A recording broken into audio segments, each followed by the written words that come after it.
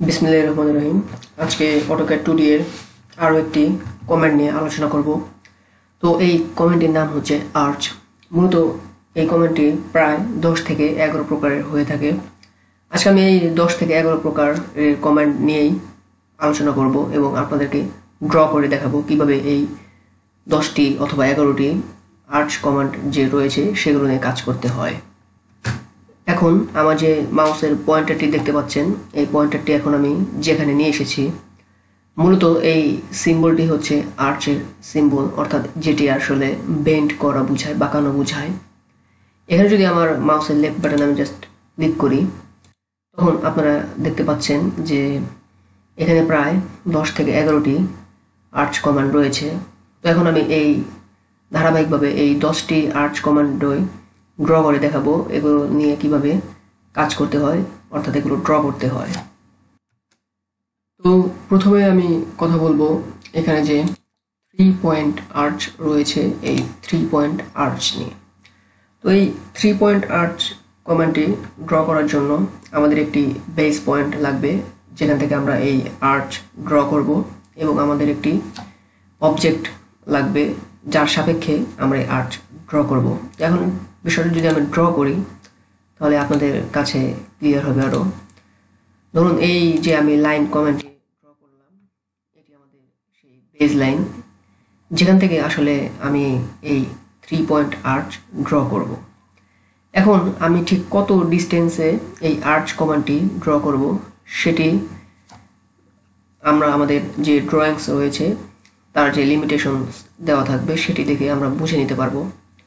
তো এখন যদি ধরি আমি 5 থেকে 10 ফিট দূরত্বে এই আর্চ করব, সেক্ষেত্রে আমাদেরকে এখানে একটি অফসেট কমান্ড নিতে হবে। অফসেট কমান্ডের জন্য আমরা জাস্ট ও টাইপ করব এবং ইন্টার প্রেস করে এই ডিস্টেন্স আমরা সিলেক্ট করে দেব।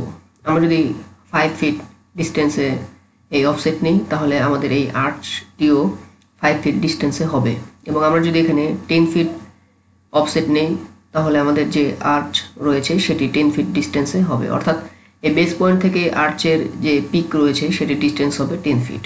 এখন যদি আমরা এখানে 10 ফিট লিখে ইন্টার প্রেস করি এবং এই আমাদের যে অবজেক্টটি রয়েছে সেটি যদি আমরা অফসেট করি, তো আপনারা দেখতে পাচ্ছেন যে 10 ফিট ডিস্টেন্সে এটি অফসেট হচ্ছে। আমরা এখন মাউসের যে লেফট বাটন রয়েছে সেটি আমরা এখানে জাস্ট ক্লিক করে দেব। এখন আমরা এই যে 3 পয়েন্ট আর্চের যে সিম্বল রয়েছে সেখানে জাস্ট একটা ক্লিক করব, এবং ফার্স্টের দিকে আমাদেরকে একটি স্টার্ট পয়েন্ট সিলেক্ট করতে বলছে।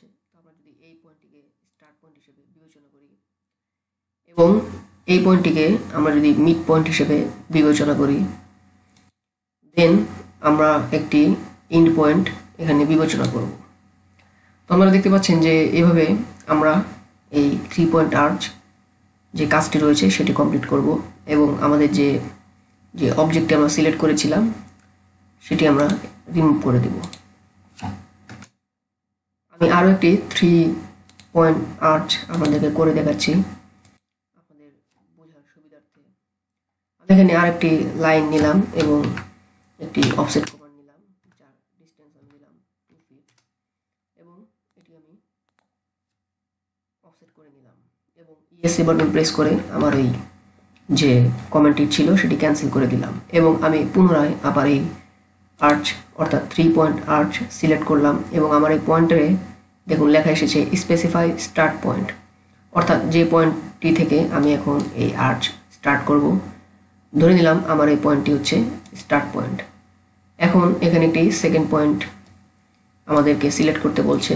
তো আমি যে যার সাপেক্ষে এই আর্চ করব সেটির যে মিড পয়েন্ট আছে সেই মিড পয়েন্টে আমরা এখানে সেকেন্ড পয়েন্ট নিলাম, এবং যে ইন্ড পয়েন্ট এখন আমাদের সিলেক্ট করতে বলছে সেটি আমরা যার আর্চ করব তার যে অবশিষ্ট আরেকটি দিক রয়েছে, সাইড রয়েছে, সেটি আমরা এখন সিলেক্ট করে দিলাম। তো আপনারা দেখতে পাচ্ছেন যে এটি আর্চ হয়ে গিয়েছে, এবং আমরা সেই লাইনটি অর্থাৎ অবজেক্ট লাইনটি রিমুভ করে দিলাম।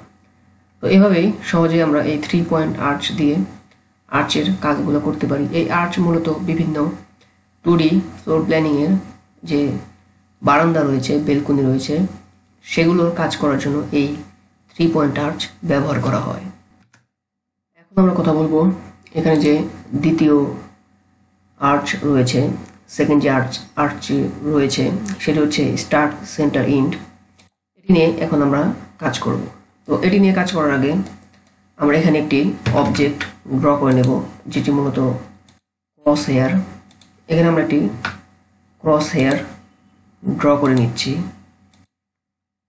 এবং এখানে আমরা এই যে স্টার্ট সেন্টার এন্ড এই আর্চটি রয়েছে এটি নিয়ে কাজ করব। এখন আমরা এটি সিলেক্ট করে নেব এবং আমরা এখানে একটি স্টার্ট পয়েন্ট সিলেক্ট করব এবং এর সেন্টার আমরা এখন সিলেক্ট করব।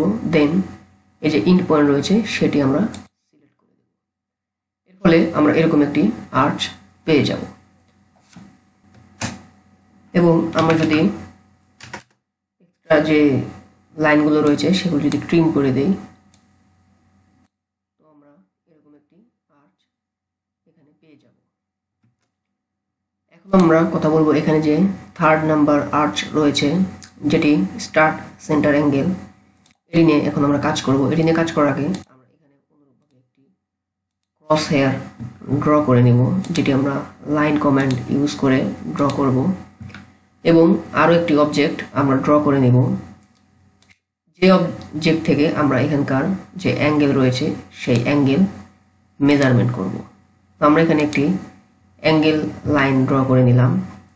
এখন আমরা এই যে থার্ড নাম্বার যে আর্চ রয়েছে স্টার্ট সেন্টার অ্যাঙ্গেল, সেটি নিয়ে আমরা এখন কাজ করব।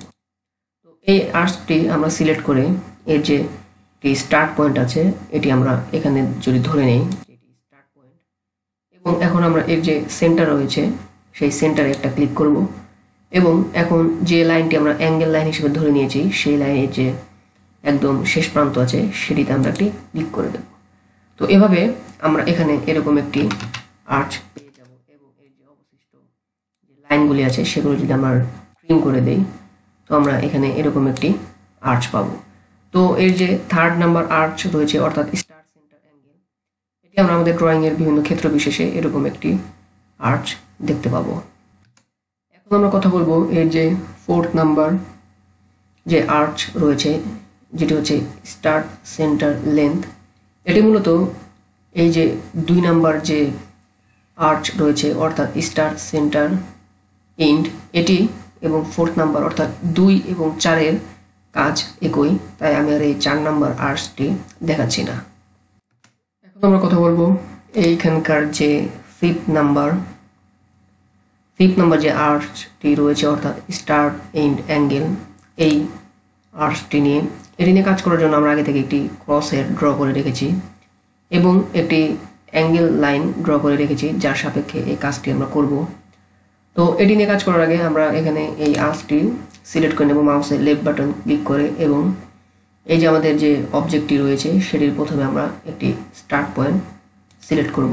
দেন আমরা এটির ইন পয়েন্ট সিলেক্ট করব এবং এখন যে এর অ্যাঙ্গেল রয়েছে সেই অ্যাঙ্গেলে আমরা যদি আমাদের মাউসটি নিয়ে যাই সেটি যে কোনো জায়গায়, তখন আমরা জাস্ট মাউসের লেফট বাটন ক্লিক করে দিলেই আমরা সহজেই এখানে এরকম একটি আর্চ পেয়ে যাব।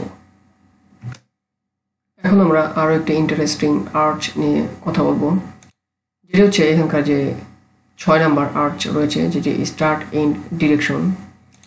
এটি নিয়ে কাজ করার জন্য আমরা আগে থেকে এখানে দুটি ড্রয়িং করে রেখেছি, যেটি আপনারা দেখতে পাচ্ছেন। দুটি হচ্ছে দুটো ক্রস হেয়ার এবং একটি লাইন, বেজ লাইন আমরা ড্র করে রেখেছি। তো এই ফার্স্টের যে অবজেক্টটি রয়েছে এটির বেজ লাইন আমরা উপরের দিকে দিয়েছি এবং সেকেন্ড যে অবজেক্ট রয়েছে এটির বেজ লাইন আমরা নিচের দিকে দিয়েছি। তো আমরা যদি এখন এই ফার্স্টের দিকে যে 6 নাম্বার আর্চ রয়েছে অর্থাৎ স্টার্ট ইন ডিরেকশন, এটিতে প্রথমে আমরা এই আর্চ কাজ করাই, সেক্ষেত্রে আমরা এখানে একটি স্টার্ট পয়েন্ট সিলেক্ট করব এবং ইন্ড পয়েন্ট সিলেক্ট করব, তারপরে ডিরেকশন সিলেক্ট করব। যেহেতু আমরা এই দিকে ডিরেকশন উপরের দিকে দিয়েছি তাই আমাদের যে আর্চটি হচ্ছে সেটি উপরের দিকে হচ্ছে।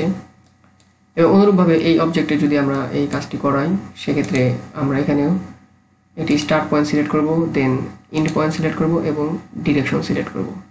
যেহেতু এই সেকেন্ড অবজেক্টের ডিরেকশন আমরা এই নিচের দিকে দিয়েছি, তার জন্য এখানকার যে আর্চ হচ্ছে সেটি নিচের দিকে হচ্ছে, এবং ফার্স্টের দিকে যে অবজেক্টটি ছিল সেটির যে ডিরেকশন লাইন রয়েছে সেটি আমরা উপরের দিকে দিয়েছিলাম, যার জন্য এটির যে আর্চ হয়েছে সেটি উপরের দিকে হয়েছে। এরপর যে 7 নম্বর আর্চটি রয়েছে সেটির কাজ আর এই 6 নম্বরটির কাজ প্রায় একই, তার জন্য আমি এই 7 নম্বর আর্চের কাজ দেখাচ্ছি না। এখন সরাসরি চলে যাচ্ছে যে 8 নম্বর আর্চ রয়েছে, অর্থাৎ সেন্টার স্টার্ট এন্ড। এই আর্চ নিয়ে আমরা এখন কাজ করব, এবং যার জন্য আমরা একটি ক্রস হেয়ার আগে থেকে ড্র করে রেখেছি। এর জন্য আমরা প্রথমে একটি সেন্টার, এই যে সেন্টার রয়েছে এই সেন্টারটি আমরা আগে সিলেক্ট করব। তারপরে যেখান থেকে আমরা এইটি স্টার্ট করব সেই স্টার্ট পয়েন্ট সিলেক্ট করব, এবং তারপর যে ইন পয়েন্ট রয়েছে সেই ইন পয়েন্ট সিলেক্ট করব। এভাবেই আমরা সহজেই এই 8 নম্বর যে অপশন রয়েছে অর্থাৎ সেন্টার স্টার্ট অ্যান্ড এন্ড, এটি ব্যবহার করে আমরা সহজেই এভাবে একটি আর্চ ড্র করতে পারবো। এরপর যে 9 নম্বর আর্চ এখানে দেখাচ্ছে সেটি হচ্ছে সেন্টার স্টার্ট অ্যাঙ্গেল। এটি আর যে 3 নম্বর অপশনটি ছিল স্টার্ট সেন্টার অ্যাঙ্গেল, এই দুটি মূলত একই, যার জন্য আমি এখানকার এই 9 নম্বর এর কাজটি আমি দেখাচ্ছি না। অপরদিকে এর যে 10 নম্বর অপশনটি রয়েছে, এই 10 নম্বর অপশনের কাজ এবং এখানে যে 4 নম্বর অপশন রয়েছে এই 4 নম্বর অপশনের কাজ এবং 2 নম্বর অপশনের কাজ সেম, তাই আমি 10 নম্বর কার্য স্কিপ করে যাচ্ছি। এখন সরাসরি যদি একদম লাস্টে যে 11 নম্বর আর্চ রয়েছে অর্থাৎ কন্টিনিউ, এটি নিয়ে কাজ করার জন্য আমাদের ফার্স্টে একটি আর্চ ড্র করে নিতে হবে, এবং আমরা যদি তারপর এই কন্টিনিউ সিলেক্ট করি দেন অটোমেটিক আমাদের আগে যে আর্চ ড্র করা ছিল সেটি থেকে এই কন্টিনিউ আর্চ আবার ড্র করা শুরু হবে, যা আপনারা ডিসপ্লেতে দেখতে পাচ্ছেন। এবং আমরা যদি এখানে অবশিষ্ট যে লাইনগুলি রয়েছে সেগুলো যদি ট্রিম করে দেই, আমরা এরকম একটি অবজেক্ট পাব। তো মূলত এই ছিল ওভারঅল যে 11টি আর্চ রয়েছে তার একটি ক্ষুদ্র আলোচনা। আমি চেষ্টা করেছি মোটামুটি এই 11টি আর্চ সম্পর্কে আপনাদেরকে ধারণা দেওয়ার জন্য। তারপরে যদি কোনো ভুল ত্রুটি হয়ে থাকে সেগুলো ক্ষমাসূচক দৃষ্টিতে দেখবেন। মোটামুটি এই ছিল আজকের আলোচনা। আজ এই পর্যন্তই। আগামীতে চেষ্টা করব অটোক্যাডের আরও ভালো ভালো বিষয় নিয়ে উপস্থাপন করার। ততক্ষণ ভালো থাকবেন। আল্লাহ হাফেজ।